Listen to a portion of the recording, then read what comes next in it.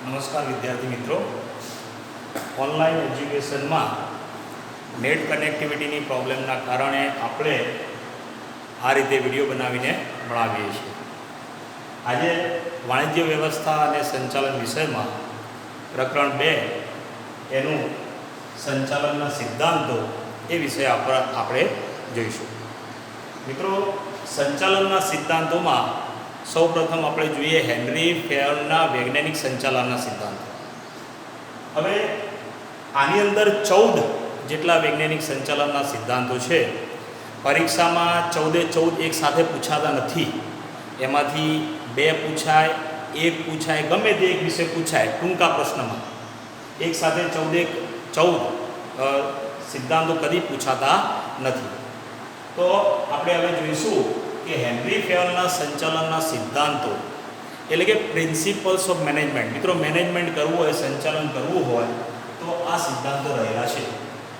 એમાં હેનરી ફેયર નામના એક સંચાલન નિષ્ણાતે એના સિદ્ધાંતો આપ્યા કે જો તમારે સંચાલન કરવું હોય, મેનેજમેન્ટ કરવું હોય તો અમુક પ્રકારના સિદ્ધાંતોને અનુસરવા પડે, અમુક પ્રકારના નિયમો, પ્રિન્સિપલ્સને માનવા પડે. એમાં પહેલું છે શ્રમ વિભાજનનો સિદ્ધાંત. મિત્રો, માની લો કે એક વ્યક્તિના ભાગે બધું જ કામ કરવાનું આવી જાય તો એ વ્યક્તિ થાકી જાય, એ વ્યક્તિ કામ ન કરી શકે. એ શ્રમ જે છે એક વ્યક્તિના માથે નાખવાથી એ વ્યક્તિ પરનું ભારણ વધી જાય છે.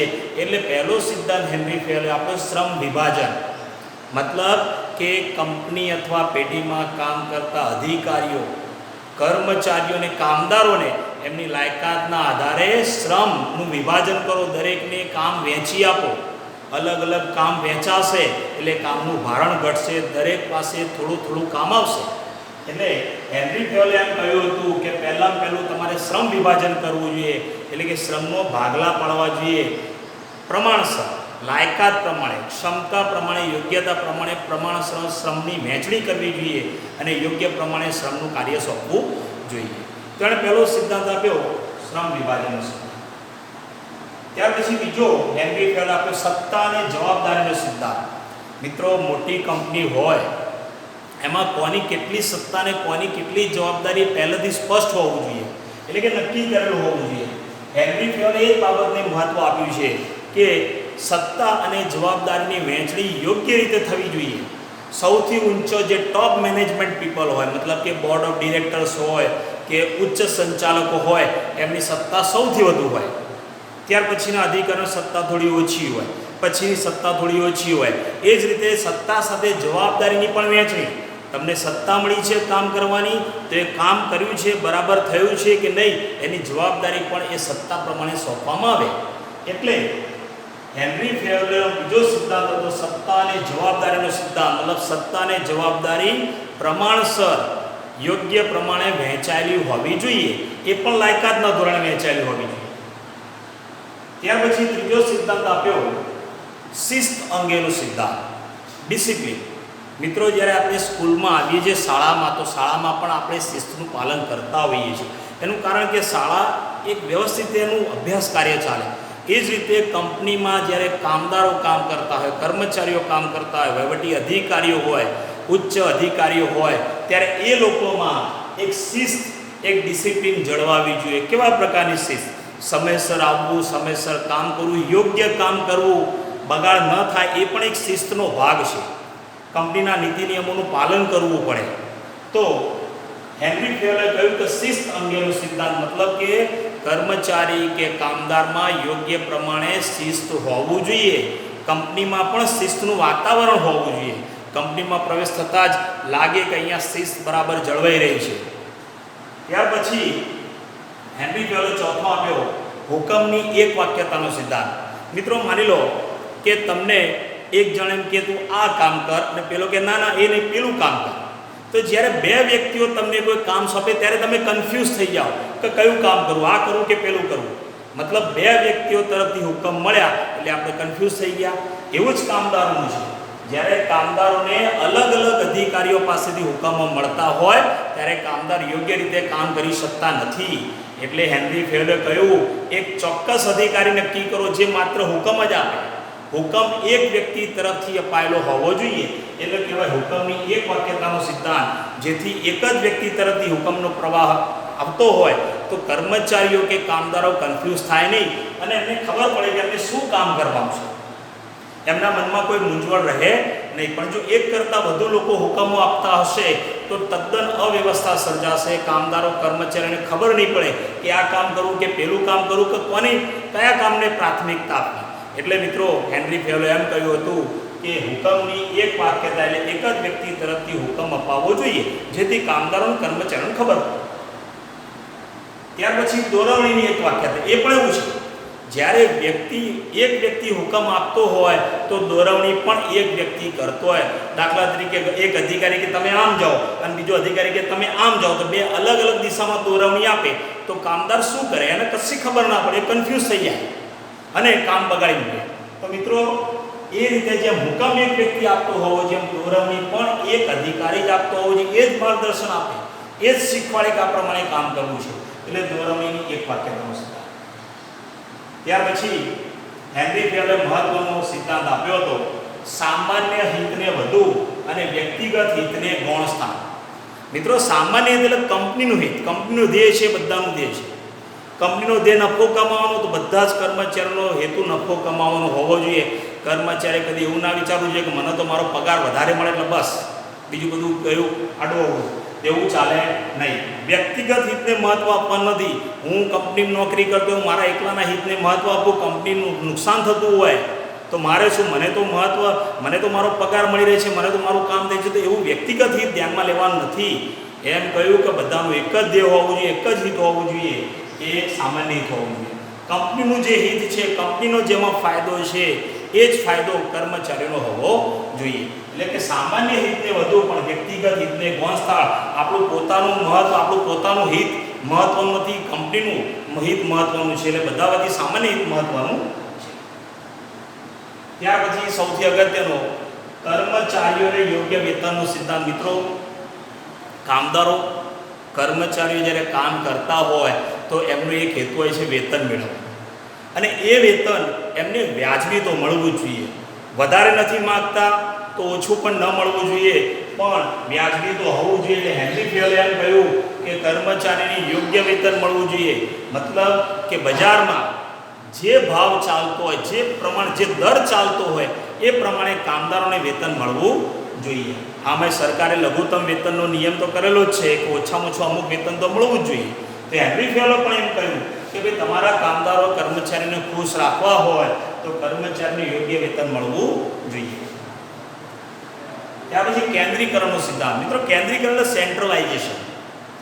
દરેક સંસ્થામાં સૌથી એક ઉપરી અધિકારી હોય, સૌથી ટોપ ઉપર, અને બધી સત્તા એના તરફ કેન્દ્રિત થતી હોય છે. સૌથી જે ઉપર હોય, સૌથી ઉપર જે બોસ કહીએ આપણે, અધિકારી કહીએ, જે માલિક કહીએ, બધી સત્તા એના હાથમાં કેન્દ્રિત થતી હોવી જોઈએ. માલિક બધી બીજો કોઈ નિર્ણય લેતો હોવો ન જોઈએ. એને કહેવાય સત્તાના કેન્દ્રીકરણનો સિદ્ધાંત. કેન્દ્રીકરણ મતલબ દાખલા તરીકે રિલાયન્સ છે તો મુકેશ અંબાણી બધા નિર્ણય જાતે લે છે, પણ મુકેશ અંબાણી વતી કોઈ અધિકારી નિર્ણય લઈ લે અને પછી મુકેશ અંબાણીને જાણ કરે કે મેં આવું કર્યું હતું, તે ચાલે નહીં, કારણ કે સત્તાનું કેન્દ્રીકરણ મુકેશ અંબાણીના હાથમાં છે. તો હેનરી ફેવલે કહ્યું કે કેન્દ્રીકરણનો સિદ્ધાંત એટલે કે એક વ્યક્તિના હાથમાં કેન્દ્રિત સત્તા હોવી જોઈએ. મતલબ ફાઇનલ ડિસિઝન એ વ્યક્તિ લેતો હોવો જોઈએ, કંપનીનો સારા અથવા ખરાબ અંગે. ત્યાર પછી સત્તાની રૈખિક સાંકળનો સિદ્ધાંત. રૈખિક એટલે એક ક્રમમાં મિત્રો, એક જ રેખામાં. સૌથી ઉપર ઉચ્ચ સંચાલકો બોર્ડ ઓફ ડિરેક્ટર, એના નીચે આવે છે અધિકારીઓ, પછી એના નીચે ખાતાકીય અધિકારીઓ, પછી કર્મચારીઓ. અલગ અલગ જેમ વિભાગ હોય એમ વિભાગીય અધિકારીઓ હોય, અને એ રીતે એ લોકોને સત્તા સોંપવામાં આવે છે. કદી આપણે એવું જોયું નથી કે માલિક કરતાં એના કર્મચારીની સત્તા વધુ હોય. મતલબ સૌથી વધુ સત્તા માલિકની, પછી અધિકારીનો, પછી એનાથી ઓછી કર્મચારી, એનાથી ઓછી કામદારોની. એ રીતે રૈખિક સાંકળ રચાય છે. એટલે સત્તાની રૈખિક સાંકળનો સિદ્ધાંત. એક સત્તા સ્પષ્ટ હોવી જોઈએ, કોને કેટલી સત્તા, એનો ક્રમ કયો, એને સત્તાનો રૈખિક સાંકળનો સિદ્ધાંત કહેવામાં આવે છે. ત્યાર પછી વ્યવસ્થાનો સિદ્ધાંત. વ્યવસ્થા કરવી એટલે એરેન્જમેન્ટ કરવું. જ્યારે આવડી મોટી કંપની હોય તો કંપનીમાં ઘણો બધો માલ સામાન આવતો હોય, તો માલ સામાનની ગોઠવણી ક્યાં કરવી, વ્યવસ્થિત કરવી, માલ સામાન ખૂટે નહીં એની વ્યવસ્થા કરવી, આ બધું જ વ્યવસ્થા. વ્યવસ્થા એટલે જે આપણે સામાન્ય અર્થમાં વ્યવસ્થાનો અર્થ કરીએ કે આ વ્યવસ્થા કરી અથવા આમ વ્યવસ્થા કરવી જોઈએ, તો વ્યવસ્થા એટલે બે, અહીંયા બે અર્થમાં વ્યવસ્થા, એક માલ સામાનની વ્યવસ્થા અને બીજું સામાજિક વ્યવસ્થા. સામાજિક વ્યવસ્થા એટલે કર્મચારીઓની ગોઠવણી, કર્મચારી વચ્ચેનો સંબંધ, કર્મચારીની લાગણીને માન આપવું એ સામાજિક વ્યવસ્થા છે. તો હેનરી ફેયરે કહ્યું કે માલ સામાન વ્યવસ્થિત કંપનીમાં ગોઠવાયેલો હોવો જોઈએ અને કર્મચારીની સામાજિક વ્યવસ્થા પણ એટલી જ મજબૂત હોવી. ત્યાર પછી આપણે સમાનતાનો સિદ્ધાંત, ઇક્વાલિટી. આપણે કંપનીના માલિક હોઈએ તો એક કર્મચારી સારો અને એક ખરાબ, આ અધિકારી સારો આ અધિકારી બરાબર નથી એવું કરી શકીએ નહીં. આપણે આપણા કર્મચારીઓને સમાન રાખવાનું છે. બે કર્મચારી એક જ પ્રકારનું કામ કરતા હોય અને સરખું કામ કરતા હોય તો એકને વધુ પગાર અને એકને ઓછો પગાર એવું કરી શકીએ નહીં, કારણ કે એમાં સમાનતાના સિદ્ધાંતનો ભંગ થાય છે. તો મિત્રો, સમાનતાનો સિદ્ધાંત એટલે ઇક્વાલિટી, દરેક કર્મચારીને આપણે સરખા રાખવાના છે. પછી એ અધિકારી હોય તો અધિકારી કક્ષાના અધિકારીને સરખા રાખવાના, સમાન રાખવાના છે, બધા પ્રત્યે સમાન વર્તન રાખવાનું છે. એ સમાનતાનો સિદ્ધાંત હેનરી ફેયરે આપ્યો છે. ત્યાર પછી જોઈએ સ્થિર કર્મચારી ગણનો સિદ્ધાંત. જો મિત્રો આપણી કંપનીમાં કર્મચારી વારે ઘડી નોકરી છોડીને જતા રહેતા હોય તો આપણો ધંધો ચાલે નહીં, આપણી કંપની કદી ના ચાલે. જો કર્મચારીઓ વારે ઘડી નોકરી છોડીને જતા રહેતા હોય તો કર્મચારી ફેરબદલી દર વધારે કહેવાય. મતલબ કે તમે એવા કર્મચારીની નોકરી રાખો કે જે તમારી કંપનીમાં સ્થિર રહે, તમારી કંપનીમાં કામ કરે, નોકરી છોડીને જાય નહીં. તો એના માટે શું જોઈએ? કર્મચારી સંતોષ, કર્મચારીની યોગ્ય વેતન, કર્મચારીની સામાજિક વ્યવસ્થા, કર્મચારીની દરેક બાબતોનું ધ્યાન રાખવામાં આવે તો એ કર્મચારી નોકરી છોડતો નથી અને એવો કર્મચારી સ્થિર રહે છે. એટલે કે કંપનીમાં કર્મચારીઓ વારે ઘડીએ બદલાતા નથી, એ કર્મચારીઓ શરૂઆતથી જ કંપની સાથે જોડાયેલા રહે છે. એ સ્થિર કર્મચારીનું ગણ છે. ત્યાર પછી પહેલ વૃત્તિનો, પહેલ વૃત્તિ એટલે પહેલો ટ્રાય કરવો. મિત્રો, જ્યારે કંપની કોઈ રિસર્ચ કરતી હોય, કંઈક સંશોધન કરતી હોય અને કર્મચારી એમ કે મેં આ નવું કંઈક લાવ્યો છું, તો એની પહેલ વૃત્તિને માન આપવું જોઈએ. એણે જે પહેલું પગલું ભર્યું છે એને માન આપવું જોઈએ. કંપની પણ પહેલું પગલું કોઈ પણ રિસર્ચમાં કંપનીએ પહેલ વૃત્તિ કરવી જોઈએ અને કર્મચારીને પણ એમાં એણે પ્રશંસા, પ્રોત્સાહન આપવું જોઈએ. એટલે પહેલ વૃત્તિનો સિદ્ધાંત એટલે કોઈ પણ પ્રકારનું કાર્ય, કંઈક સંશોધન, કંપની જે વસ્તુ બનાવતી હોય એમાં કંઈક નવીનતા લાવવા માટે સૌથી પહેલું કાર્ય કરે બીજી બધી કંપનીઓ કરતાં, એને પહેલ વૃત્તિનો સિદ્ધાંત કહે છે. અને ત્યાર પછી સૌથી મહત્વનો છેલ્લો જૂથ ભાવનાનો સિદ્ધાંત, જૂથ, યુનિટી, ગ્રુપ. મિત્રો, જ્યારે ગ્રુપ હોય ને, ગ્રુપ જ્યારે સમૂહ હોય ને ત્યારે ઘણું સારું કામ થાય. અને બીજું, કર્મચારી વચ્ચે મિત્રતા ભર્યા સંબંધો, કર્મચારી વચ્ચે ભાઈચારાના સંબંધો, માલિક અને કર્મચારી વચ્ચેના સારા સંબંધો એ જૂથ ભાવનાનો સિદ્ધાંત છે. યુનિટી, એક જૂથ બનીને રહે અને જૂથ બનીને કામ કરે અને જૂથ ભાવનાનો કર્મચારીમાં વિકાસ થાય. કર્મચારી પોતાની અંદર જૂથ ભાવના કહેવે કે આ કંપનીમાં મારી સાથે કામ કરતા કર્મચારીઓ મારા ભાઈ જ છે, અને એ રીતે એ લોકોમાં જે ભાવના વિકસે એને કહેવાય જૂથ ભાવના. અને જૂથ ભાવનામાંથી કંપનીના ઘણા બધા ધ્યેયો, હેતુઓ સિદ્ધ કરી શકાય છે. તો મિત્રો, હેનરી ફેયરે આ રીતે સંચાલનના સિદ્ધાંતો આપ્યા છે. 14 જેટલા સંચાલનના સિદ્ધાંતો છે. ફરીથી કહી દઉં કે 14 સિદ્ધાંત એક સાથે પૂછાતા નથી, એમાં એક અથવા બે ટૂંકા પ્રશ્નમાં પૂછાય છે કે ભાઈ હુકમની એક વાક્યતાનો સિદ્ધાંત સમજાવો અથવા જૂથ ભાવનાનો સિદ્ધાંત સમજાવો અથવા દાખલા તરીકે કેન્દ્રીકરણનો સિદ્ધાંત, ગમે તે એક સિદ્ધાંત પૂછાય છે અથવા બે સિદ્ધાંત પૂછાય. તો મિત્રો, આ હેનરી ફેયરના સંચાલનના સિદ્ધાંતો હતા. ફરીથી એકવાર, સૌપ્રથમ શ્રમ વિભાજનનો સિદ્ધાંત, સત્તા અને જવાબદારીનો સિદ્ધાંત, શિસ્ત અંગેનો સિદ્ધાંત, હુકમની એક વાક્યતા એક જ વ્યક્તિ હુકમ આપે, દોરવણીની એક વાક્યતા એ પણ એવું જ, સામાન્ય હિતને વધુ, વ્યક્તિગત હિતને કોણ સ્થાન, એટલે કંપનીના હિતને વધારે મહત્વ આપવાનું છે. કર્મચારીની યોગ્ય વેતનનો સિદ્ધાંત, યોગ્ય પગાર મળવો જોઈએ. કેન્દ્રીકરણનો સિદ્ધાંત એટલે માલિકના હાથમાં બધી સત્તા કેન્દ્રિત થતી હોવી જોઈએ. સત્તાની રૈખિક શાખાનો સિદ્ધાંત, સત્તા ક્રમિક નક્કી કરેલી હોવી જોઈએ.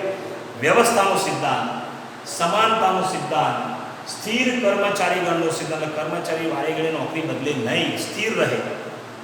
પહેલ વૃત્તિનો સિદ્ધાંત અને જૂથ ભાવનાનો સિદ્ધાંત. મિત્રો, આજે આપણે પ્રકરણ 2 સંચાલનના સિદ્ધાંતોમાં હેનરી ફેયરના સંચાલનના સિદ્ધાંતો શીખ્યા. થેન્ક યુ, ધન્યવાદ.